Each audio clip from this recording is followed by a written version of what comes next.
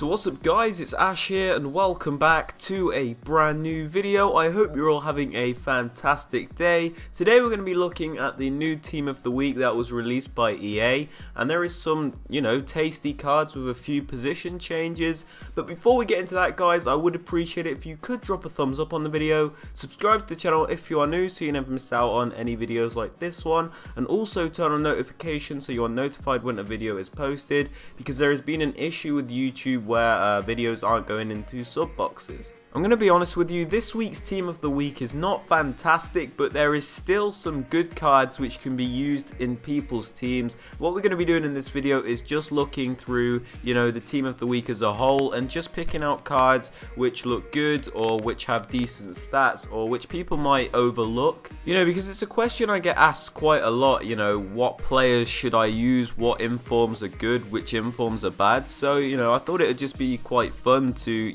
analyze it.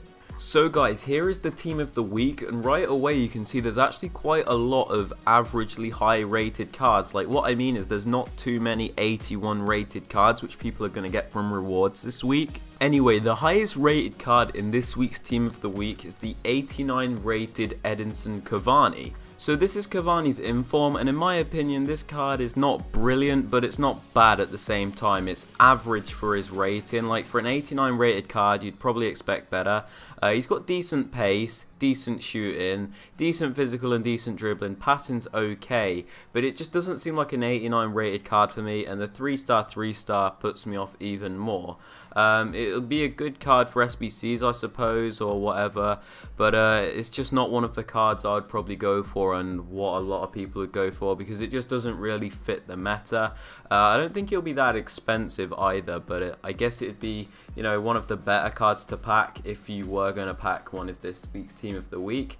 But nonetheless, it's not an awful card, and I do predict that there will be a few people that will use him with like a hunter card or something because they like Cavani in general on FIFA. Like, I see a lot of people using his SBC card, so some people might actually pick up his inform. I'm not too sure. The next card in this team of the week is quite a strange one. I'm not sure whether I like it or dislike it, and it is the inform position changed Sandro, who has moved from left back to left wing. Now here are Sandro's cards side by side, the left one obviously being his non-inform, and you can see like the upgrade is not massive. There's like a +4 on shooting, a +1 on pace, +2 on dribbling, +1 on defending, +1 on physical, +1 on passing, and obviously the left wing position. Now, comparing his card to other left wingers, he doesn't seem to be there for me. Like, his shooting's just not good enough, and his other stats just lack that little bit for me. I just don't think he's a left winger, so this inform, like, in terms of position, is just completely wrong. Like, I know that's where he played, but it's just not very useful in my opinion. On top of that, the 3-star really just puts the nail on it for me. Like, it's just not a left winger card, but it does open up some possibilities which I was thinking about. So what if you started Sandro at left wing and then bought team of the year Marcelo at left back and then swapped the two in game, because Marcelo's card is actually very good for like an attacking position, so it'd allow you to start them both on full chemistry. So that's probably like the only way you could use him, I suppose, because then obviously you can use that Sandro card at left back like he should be, and Marcelo is more of an attacking player because his stats support that. Obviously Sandro's card's not bad, it's just a left back card, it's not a left winger card, so that position really puts him out of possibility for most people. Let me know down in the comments if you're interested in my idea about playing Marcelo at left wing and Sandro at left back. It was just a thought. But the next biggest card in terms of rating is the second inform Ruffier. And looking at his card, he actually looks pretty solid with that 87 diving, 88 handling, 80 kicking, 89 reflexes and 88 positioning. It's a very well balanced card, and correct me if I'm wrong, but Ruffier is quite a tall goalkeeper, so he's a very viable option to use in your team, especially because he's French, meaning he gets lots of links because people like to use these French teams.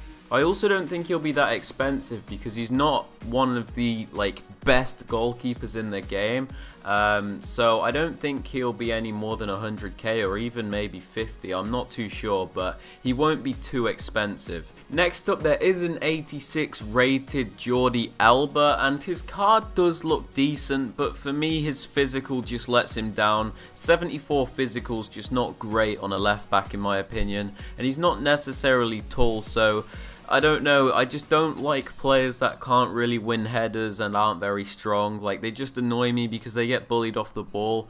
Obviously, he's got his pace to catch like the wingers, but, you know, even when he catches them, he's not as strong as the likes of Martial, so he'll just get barged off the ball too easily, in my opinion, and he just, I don't know, he's not strong enough to play left back for me, but he's still a pretty decent card, quite well-rounded stats. I mean, you could probably get away with playing him in midfield because of his high shooting stats, well, medium shooting stats, and very well-balanced stats over 70 and even 80.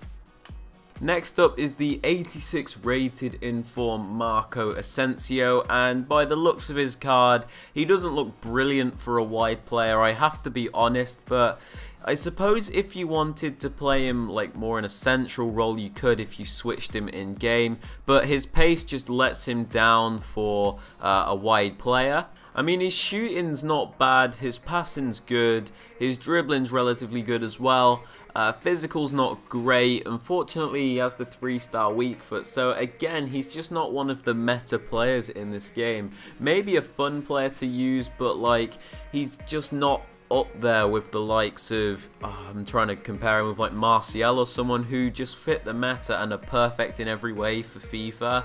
Like, he's just not weekend league ready, that kind of thing. For that reason, I don't think his card will be that expensive because not many people are going to want him, as he's not incredible, but still an okay card. The next two cards are Bonaventura and Glick, and I'm not going to bother showing their cards obviously because it's going to take too long, and I'm just going to pick out like a couple of key players from here, but their stats aren't awful. Glick's got 88 defending with 86 physical, but obviously his 58 pace lets him down. Bonaventura is actually a really well-rounded card, to be fair. 81 pace, 84 shooting, 87 passing, 86 dribbling, 74 defending, and 77 physical. So he's very balanced in midfield, meaning he will make a very good centre mid for a lot of people. So yeah, those two cards aren't great. Bonaventura is probably the better of the two, but again, I don't think they really stand out, and I don't think many people are going to use them. The next few cards in particular really excite me because they just look incredible, especially coming off the bench, like being a super sub. Like, their stats just look perfect for that role, and the first one being Giuliano. Just take a look at this card, guys. It looks fantastic for coming off the bench. Very well-rounded high stats with the 86 pace, 85 shooting, 86 passing, 88 dribbling, and 79 physical. Like, his stats are perfect for coming off the bench because his physicality allows him to bully off tired players. He's got the pace to obviously run at tired players as well. His shooting's good, his passing is good, meaning he can like play balls, and his dribbling obviously means he can take it round players. So he just seems like the perfect super sub for me, and he'll seem even better because of like the tired players that you play against. The best bit is I don't think he'll be too expensive as well because of his league and stuff like that. But I'm definitely going to give this card a go. I really want to try him off the bench to see if he can make an impact for me. I'm sure many of you guys will probably do the same because that is a fantastic card. Now, this next card looks absolutely ridiculous as well, especially for coming off the bench. That is the 86 Marlos. 87 pace, 84 shooting, 87 passing, 90 dribbling, and 71 physical with the 5-star skill moves. Off the bench, this guy will be an absolute beast. Like, that card looks unreal. Like, seriously, that looks really, really good. I really want to try this card. I believe he's got like a plus 3 or 4 or maybe 5 shooting upgrade from his last inform as well. Seriously exciting card. Like, I really want to try him out. Now, this is the last card we're actually going to take a proper look at in this team of the week, and luckily it is a great card too. It is the first inform 85 Kevin Gameiro, and he also looks very, very solid with his 88 pace, 87 shooting, 80 passing, 82 dribbling, and 70 physical. You know, that card definitely looks really, really good and is a good option for people that don't have a massive amount of coins, because he fits into most teams since he is French. The only thing that really lets him down is his 3-star, but other than that, he seems really, really good. And yeah, that's pretty much all of the main cards out of the way for this team of the week. Obviously, I couldn't go through absolutely every single one of them because this video would be far too long. It's already 10 minutes as it is, but we've gone through some of the main cards, highlighted their stats, analysed them, and picked out the players which would be useful in the weekend league.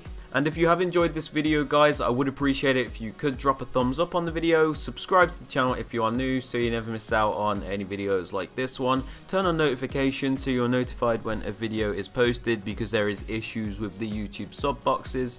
If you have any questions, fire them down in the comment section below. I'll be sure to try and answer as many of your questions as possible. I do get a lot of comments on a daily basis, so it is hard to obviously answer all of them. But yeah, guys, I hope you've enjoyed the video. I hope you'll have a fantastic rest of your day, and I will catch you all in the next video. Peace.